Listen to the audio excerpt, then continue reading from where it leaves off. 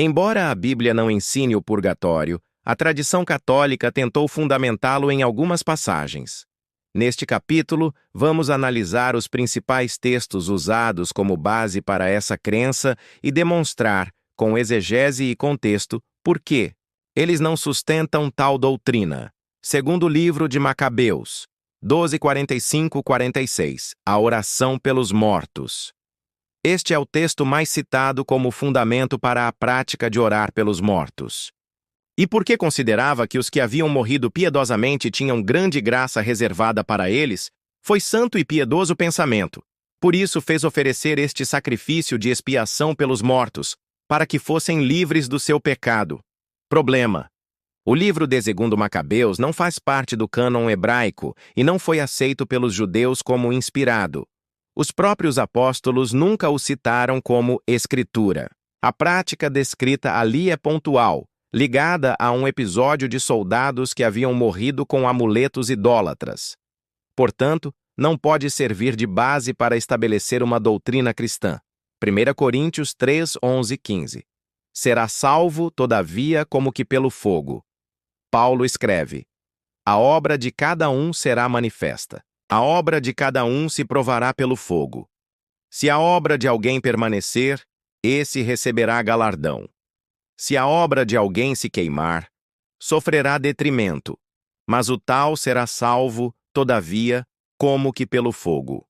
Interpretação católica. Este fogo seria o purgatório, onde as almas são purificadas. Refutação bíblica. O texto fala de obras, não de pessoas. O contexto é sobre galardões, recompensas no tribunal de Cristo, não sobre purificação para a salvação. O fogo aqui é simbólico, representando o juízo das obras, e não um lugar intermediário. Mateus 12:32. Não será perdoado, nem neste século, nem no vindouro. Jesus afirma: se alguém falar contra o Espírito Santo, não lhe será perdoado, nem neste século, nem no vindouro. Interpretação católica. Se há pecados que não são perdoados no século futuro, isso significa que existem outros que podem ser perdoados no além. Logo, existe o purgatório. Refutação bíblica. Jesus não está ensinando sobre um lugar de purificação pós-morte, mas sobre a gravidade da blasfêmia contra o Espírito Santo. A frase é um hebraísmo, uma maneira de reforçar a ideia de que é uma condenação definitiva. Não há qualquer indicação de perdão pós-morte em outra parte da Escritura. 1 Pedro 3, 18, 20.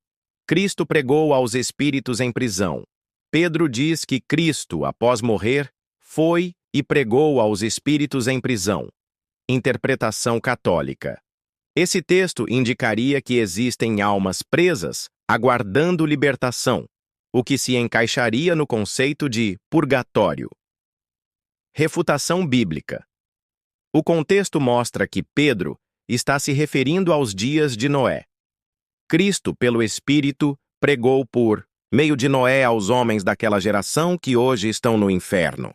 Não se trata de uma pregação de salvação pós-morte, mas de um exemplo da paciência de Deus antes do juízo. Apocalipse 21, 27. Nada impuro entrará na Nova Jerusalém. Interpretação católica.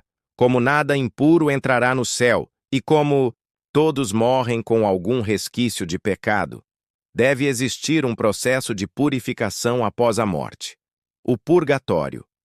Refutação bíblica. A purificação não é obra de fogo pós-morte, mas do sangue de Cristo. Hebreus 9:14 afirma: o sangue de Cristo purificará a vossa consciência das obras mortas. 1 João 1,7 diz: o sangue de Jesus Cristo, seu Filho, nos purifica de todo o pecado.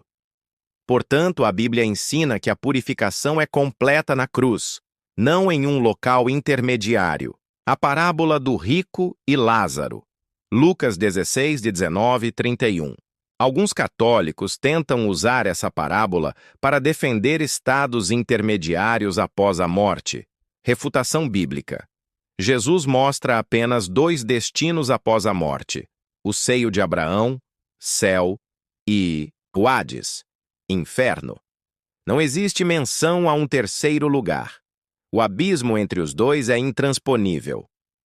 Conclusão deste capítulo. Os textos usados para defender o purgatório são retirados do contexto, são interpretados de forma alegórica, não resistem a uma análise séria das Escrituras. A palavra de Deus é clara.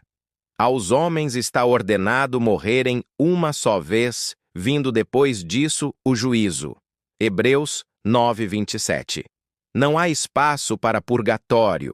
Há apenas dois destinos eternos, céu ou inferno.